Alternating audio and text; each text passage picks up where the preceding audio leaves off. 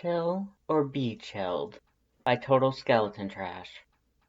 Chapter 8, in which you refuse to wear hot pants.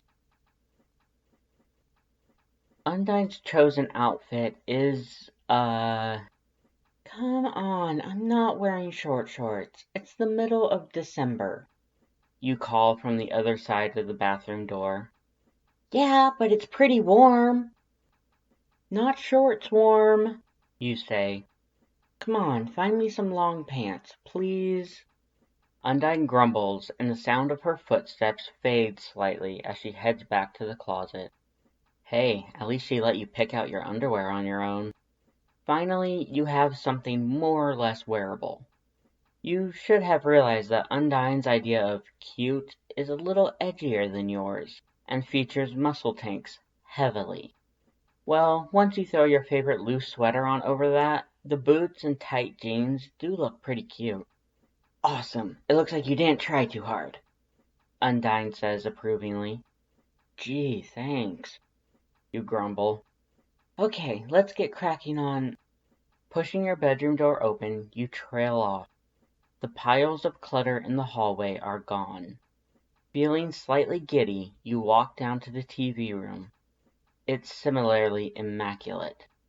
Barely daring to believe it, you peek your head in the kitchen.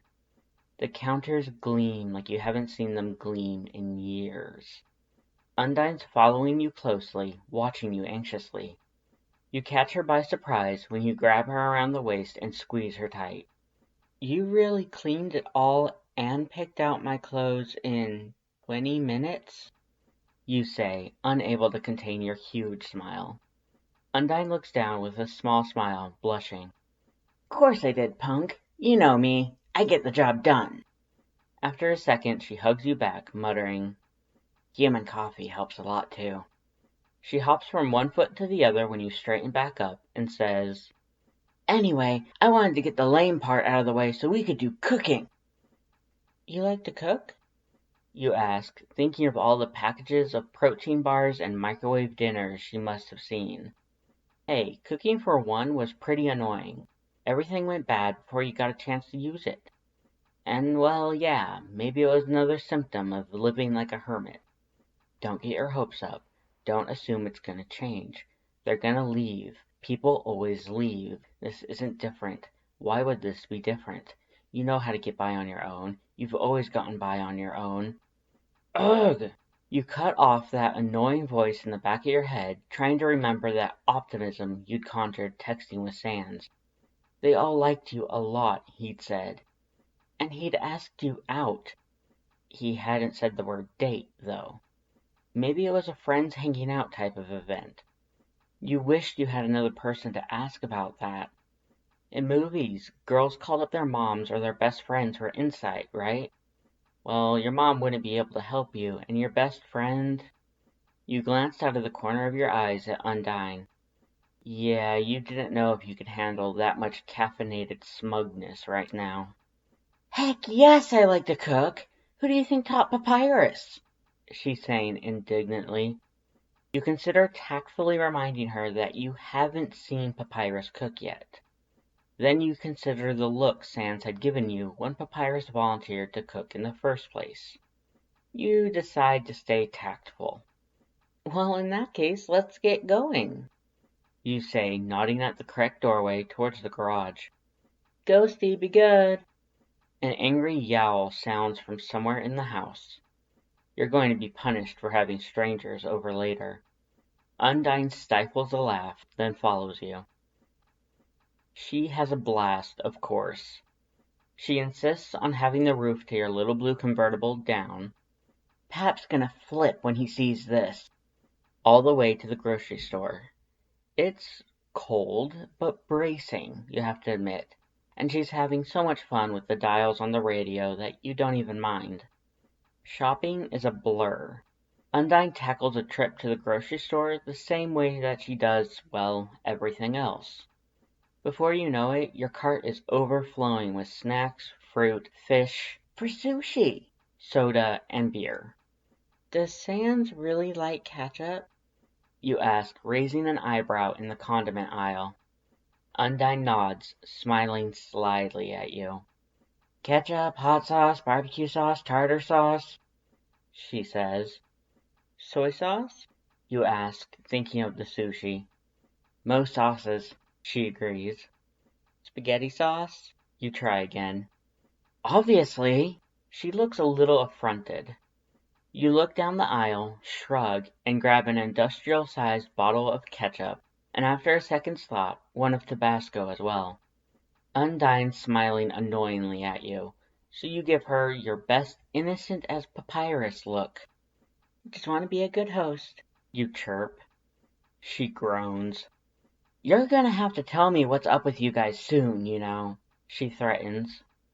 You glance away. Don't let her in. Don't spill. She'll use this to hurt you when she goes. She's going to leave. She's going to go. She's going to go. They're all going to leave. He asked me out, you blurt. Take that, stupid voice. Undyne's exposed eye goes wide and round and delighted. And? I said yes. You have to read aloud every single text message you've exchanged on the way back. There's no avoiding it. Undyne insists on driving so you can do it safely. She even puts the convertible top up. This is serious business. She threatens to call Alphys to celebrate how right she was 3 times in the span of 15 minutes, and keeps interrupting you to screech at all the good parts. It takes you forever to get through all the greats. It's honestly kind of fun. When you're back at your house, she tears around with astonishing enthusiasm, prepping food one minute, arranging the lamps in the television room to look more inviting the next. She makes 2 more pots of coffee, and you do your charitable duty to drink at least half of a pot. You don't want her to explode with energy, after all. By the time that everything looks pretty perfect, you still have about 2 hours or so before everyone else is set to come over. Undyne looks wildly at you. Where are your Christmas decorations? She asks urgently. In a box in the garage? Where they'd sat since your parents had passed, to be truthful. Go get 'em. I'll be right back. She's off and through the back door before you manage to ask where she's going. You chuckle and head to the garage, pulling down a large, dusty box from a high shelf. Eek, it's awkward. At least there's light. You'd forgotten to close the garage door when Undyne pulled back in. You juggle the box on your leg for a second, trying to get your grip. Need a hand? You gasp, then begin to sneeze as you inhale 12 years of concentrated dust. Brother, you have broken her! Should we take her to the human vet? Papyrus appears, deftly picking up the box from your grasp and revealing Sans. He was short enough that the box had totally obscured him. You consider teasing him about this, but you're still a little startled and sneezy. No, perhaps fine, you insist. Could you help me get that inside, though? Papyrus strikes a heroic pose, then dashes indoors. He's wearing an enormous backpack, you notice, filled with God knows what. Sans stands patiently next to you, waiting for your sneezes to stop. When they do, you glare at him. You scared me, you sneaky jerk. Honestly, after all that stuff this morning about how I might get attacked in my own house, Sans, you say reproachfully. His smile fades. Sorry. Guess I didn't think that went through. He sounds truly apologetic, so you relent. Well, no big. I'm glad you guys were there, I guess. I don't know how anyone ever moved that box up there in the first place, you say. You guys know you're like 2 hours early though, right? Sans gives you a puzzled look. Undyne said you needed a few extra hands putting up Christmas stuff, so we should hurry over, he says, reading your face. Guessing that was a surprise to you, huh? You exhale slowly. That sneak. She's had like 2 pots of coffee, you explain sheepishly. Oh, and she's determined to set you 2 up. She's on a total decorating bender. But hey, the more the merrier. Sans' smile grows relieved. You'd tell us if you wanted us to split, right? I promised you that once already, you point out. Back at the vet. If I don't want someone around, I let them know. Besides, I'm glad you're here. If you don't mind pitching in, this is gonna be fun. Sans smiles up at you. Cool. He holds the garage door open for you, then glances around. Hey, nice digs. You brace for the barrage of questions, but they don't come. Where should we start? Wowee! Sans, have you seen this kitchen? Papyrus comes tearing down the hall. Oh, hello, human. Have you fixed your nose? Sans, the stove has 8 burners. Do you understand how much more efficient my cooking would be? Why do we not have one of these? Doubt the landlord would be open to big renovations, bud. Sans's face has that same closed-off quality it had back at the vet's, when he was hiding his concern that the vet would turn Lesser Dog away, or worse. Before you can say anything, he smiles hugely at his brother. You want to help decorate or get started cooking? Good joke, brother! Papyrus shrieks and charges back down the hall, his backpack clinking with the sound of glass jars hitting one another. You give Sans a quick look. Don't worry, he hasn't burned anything in like 2 months. Sans says, casually, leading the way through your house like he's done so 1,000 times. You have to grin, nodding to take a left when he finally gets stuck. Papyrus has left the big box of decorations in the TV room, which he seems to have also found remarkably fast. Where's Undyne? Sans asks, glancing around. Beats me. She just hightailed it out of here and didn't say where she was going. You say, opening the box. Man, this is dusty. At least it was stored somewhere cool and dry, and apparently no mice had gotten in there. Sans kneels next to you and begins taking things out. Stockings, lights, there's no way those still work. Bows, your old Christmas books, your big box of ornaments. To your horror, you feel a lump growing in your throat as you look at it all. Just breathe. It's been so long now. It would be so silly to break down. Just breathe. Hey, pal, you okay? Oh no, he's noticed. You duck your head. Yeah, I'm fine, you mutter. It's just been a long time since I looked at all this stuff. You keep staring at the 4 stockings on the ground, labeled Mom, Dad, Reeds, and Ghost. What are you going to do with the other 2? Sans follows your gaze and falls still for a long moment. You close your eyes and focus on your breathing. After a few moments, you feel something cool brush against your neck. You don't flinch, and you feel Sans begin to rub your back slowly. It sucks. I know how much it sucks, he mutters. You don't need to tell the story, apparently. It's just written on your face, in your posture. They say it gets better with time, but it hurts less frequently. He sighs. Do you want to pack this stuff back up?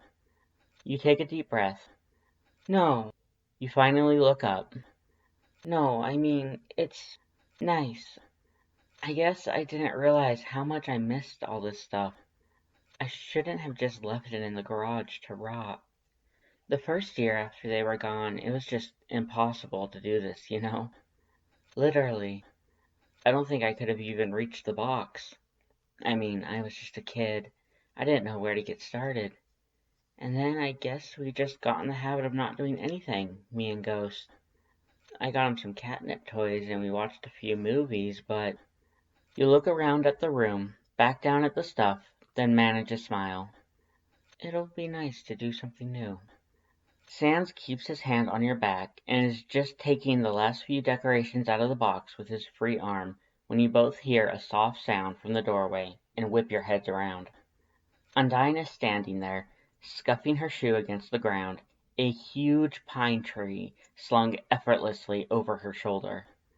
I got you a Christmas tree, she says quietly, clearly feeling guilty for eavesdropping. You burst out laughing. Oh no, Undyne, where on earth? You know what? Don't tell me. I think it's probably better if I don't know. You giggle. The sight is just too ridiculous. She's half buried in the branches, and you're pretty sure that it's one of the lovingly manicured trees from the backyard by the pond. The gardener would probably be heartbroken the next time he came around. You thought it looked pretty good in here, to be honest. Come on, bring it in. We just found the tree stand. You urge. Undyne beams, you think there are a lot of branches in the way, and hauls it in, busily setting it up near the crackling fireplace. Sans smiles at you and finally takes his hand away, though not before he manages to squeeze your own hand reassuringly on the way. Confirmed. You definitely like that. Decorating after that is actually really fun. You think to turn on the TV, searching for a good movie while you work, and landing on Elf. Your friends have never seen it before, and they both have to take breaks from decorating to wheeze with laughter and ask you questions about Manhattan. Sans dubiously plugs in the Christmas lights, and proof of miracles existing, they actually work. Miracle number 2. Your mom or dad must have saved all the ornament hooks, because you find a tangled ball of them in a Ziploc baggie in the ornament box. You and Sans set to hanging them up on the low branches, while Undyne winds the top of the tree with lights. After a while, Papyrus comes tearing in with steaming mugs of, not pasta. It's hot cocoa with whipped cream and star-shaped sprinkles. Paps, you're just in time. You accept your mug. We need your help getting the star up on the top. Naturally, you need me for the most important part. Fear not, human. The great Papyrus has decorated many trees with his many, many friends. Papyrus crows, then looks uncertainly at Sans. Just right up on the top, bro. Sans reassures him. Papyrus very gingerly balances the tree topper on the highest branch. There you go. Nailed it, Paps. I suppose you could say that I am the star. Nyah! Papyrus says smugly. Sans just chuckles at him. You sure are, bud. You got anything still going in the kitchen? Papyrus squeaks and dashes back to where he came from. By the time Alphys arrives, the only person to actually ring the doorbell, which Papyrus sprints from the other side of the house to answer, the room looks just like you remembered when you were a kid, and you're sat down between Sans and Undyne on one of the couches, watching the end of Elf and feeling pretty damn content. Undyne bounces up to tackle Alphys when she sees her, then grins hugely at the rest of you. Now the party can really begin! Hey everyone, thank you so much for listening. If you liked it, hit the like button to let me know and subscribe to see what I make next. Links in the description lead to the original fic posted on AO3, as well as my Patreon and Ko-fi. If you like my stuff, please consider supporting me. Every little bit helps. Lastly, if you have a request for a recording, whether a one-shot or a series, let me know in the comments. I also do commissions, details of which are on my Patreon. So keep in touch. Bye!